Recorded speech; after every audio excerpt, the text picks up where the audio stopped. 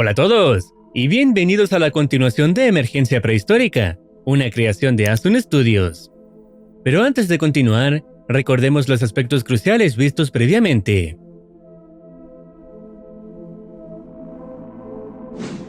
Lo último que vimos fue el desastre en Shadow Valley.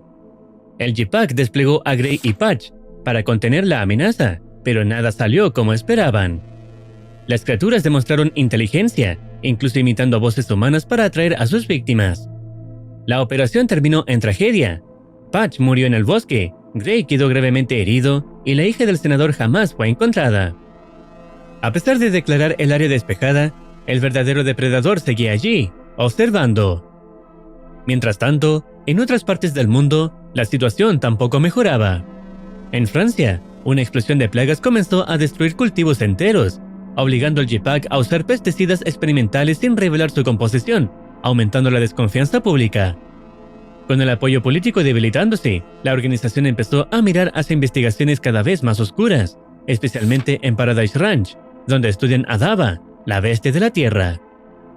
Una vez dicho esto, y recomendando primero experimentar el video original, veamos cómo continúa la trama.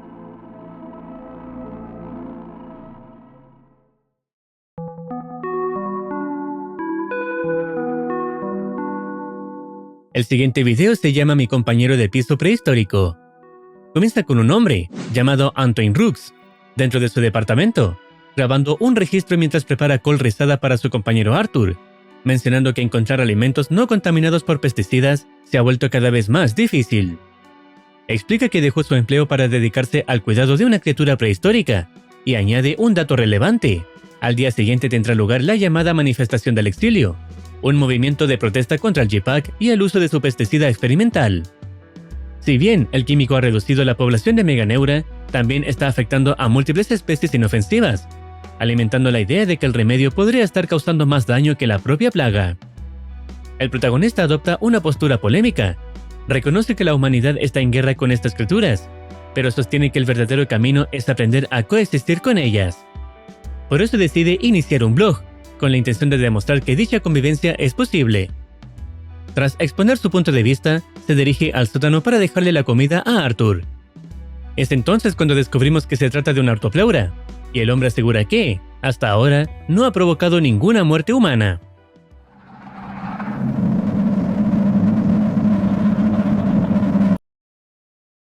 Mientras continúa filmando, precisa que es una ortopleura borealis, cuya coloración funcionaría como advertencia para posibles depredadores.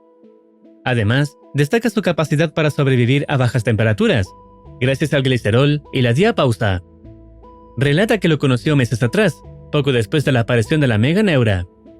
Solía dejar pastas para las aves, pero Arthur siempre llegaba primero. También explica que su antigua vivienda se encontraba demasiado cerca de una de las aberturas, motivo por el cual tuvo que marcharse, aunque teme que su nuevo hogar pueda ser el próximo. Con el paso del tiempo, se prepara para asistir a la manifestación. Mientras muestra los carteles que llevará, escucha a Arthur golpear con fuerza la puerta, señalando que últimamente ha estado inquieto por salir. Decide dejarlo en el apartamento y salir. La escena se corta, revelando más tarde que la protesta reunió a más de 450.000 personas. Tras asistir a la manifestación, el hombre vuelve a grabarse. Comenta que varias personas lo reconocieron y que Arthur se ha convertido en un símbolo de esperanza, pues si él puede convivir con el surgimiento prehistórico, tal vez otros también puedan lograrlo. Mientras recorre el exterior en busca de excremento, sin aclarar con qué propósito, descubre un conjunto de huevos ocultos entre las hojas. En ese momento comprende que Arthur es en realidad una hembra, y emocionado, celebra que pronto será madre. Oh, he's going to be a mother! I'm going to be a grandfather! Thank you everyone for being with me during this precious moment. I will be taking a break from the vlogs as I will be taking care of my children.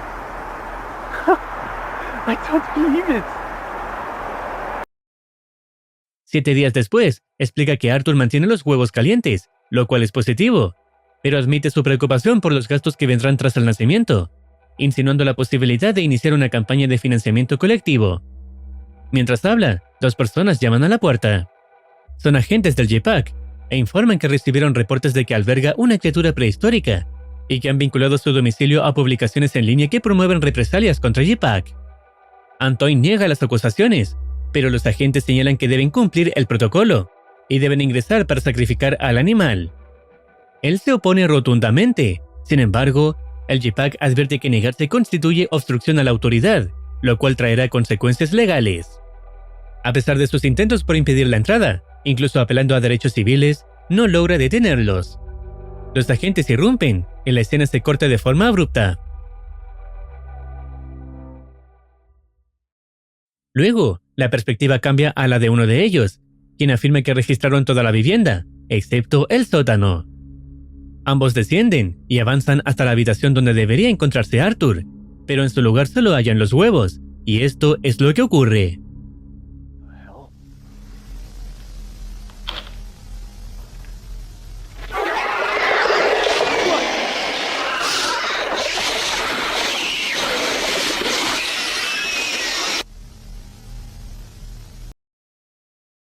La transmisión vuelve a interrumpirse y pasamos a un informe de Asun News.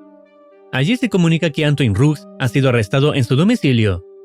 Uno de los agentes declara que la detención se realizó por albergar una criatura, considerada peligrosa para Francia.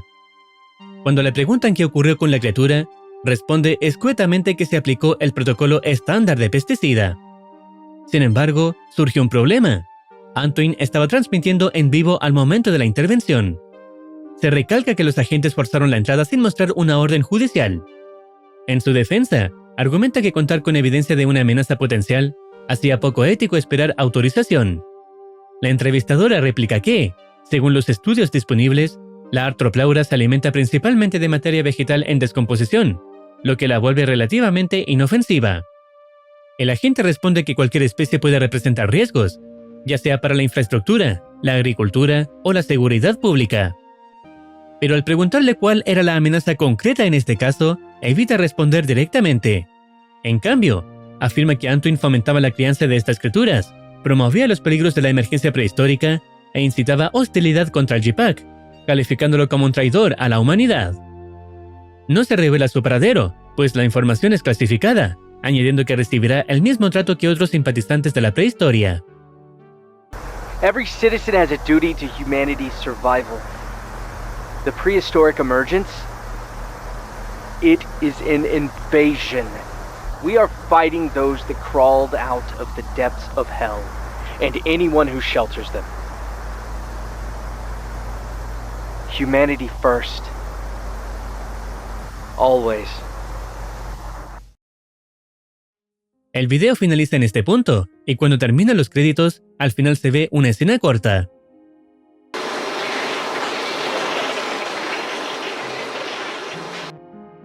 Se muestra esta especie de la criatura en un baño.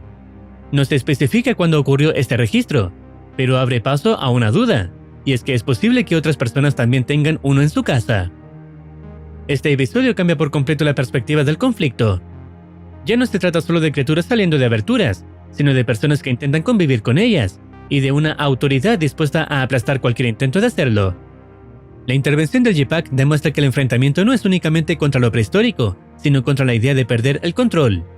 Y si después de todo, todavía podrían quedar ejemplares ocultos en hogares comunes, entonces la pregunta deja de ser si pueden erradicarlos, y pasa a ser cuántos más están viviendo entre nosotros sin que lo sepamos.